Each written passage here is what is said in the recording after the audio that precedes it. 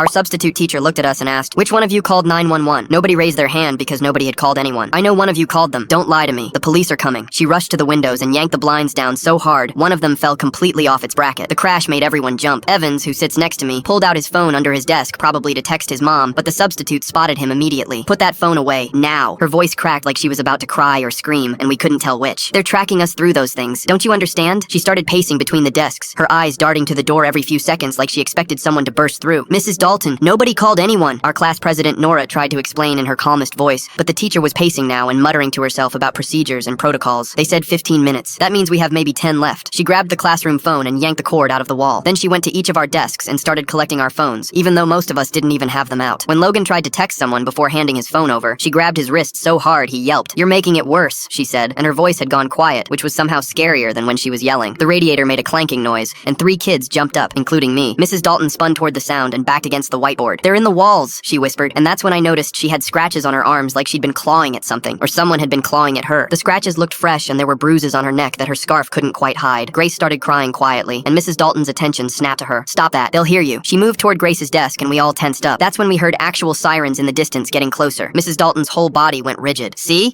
I told you someone called them." The sirens were definitely coming toward our school now. Multiple sirens. Like the entire police department was responding to something serious. "Get under your desks," she ordered, but half the class was too frozen to move. "Get under your desks now!" The way she screamed made everyone scramble to the floor. I crawled under mine and could see Evans trying to quietly reach for the door. Mrs. Dalton must have had eyes in the back of her head because she threw an eraser that hit him square in the shoulder. "I said nobody moves. They think I'm in here. They think I'm the dangerous one." Her laugh was sharp and bitter. "But I'm protecting you. I'm the only one protecting you from what's really happening." The sirens stopped right outside our school, and we heard car doors slamming. Mrs. Dalton was mumbling about betrayal and consequences when the intercom crackled to life. "Mrs. Dalton, this is the principal. We need you to unlock the door." Her face went white. No, you don't understand what's happening." That's when we heard a kid's voice over the intercom. "Mom, please, just let them go. This isn't their fault." Mrs. Dalton made a sound like a wounded animal. Through the crack under the door, I could see shadows of feet. Lots of feet. "Mrs. Dalton," a deeper voice said through the door, "I am with the police. Your son Aiden is safe. He's here with us. He called us because he was worried about you." That's when the pieces clicked. The scratches, the paranoia, the way she kept saying someone had called. Her own son had called 911 on her. "He doesn't understand," she said, but her voice was breaking. "I had to teach them. I had to make them learn, just like I taught him." One of the girls in our class gasped. We'd all heard stories about Mrs. Dalton from other schools. The substitute who made kids stand in stress positions, who locked them in closets, who had creative punishments that left bruises. "Mom, you hurt me again last night." Aiden's voice came through the intercom, and you could hear him crying. "You said it was discipline, but my arm." He didn't finish. Mrs. Dalton laughed, but it turned into a sob. "My own son, my own blood. He betrayed me." The door finally opened and officers flooded in. As they led her away in handcuffs, she looked back at us one more time. "Which one of you called 911?" she asked again like she'd forgotten everything that just happened.